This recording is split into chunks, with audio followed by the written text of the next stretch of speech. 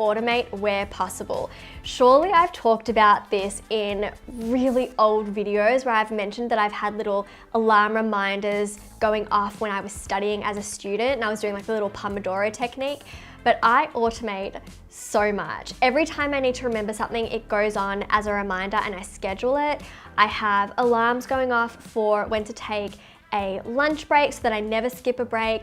I have reminders for when to check my emails, when to go on social media so that I'm more disciplined and I have boundaries, when to wake up.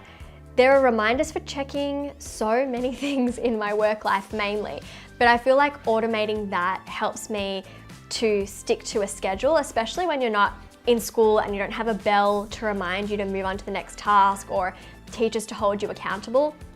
And then I've even automated payments, so basically every bill that we pay, whether it's rent, gas, electricity, internet, phone bill, it's all automated so that I don't have to worry about remembering to pay a bill either.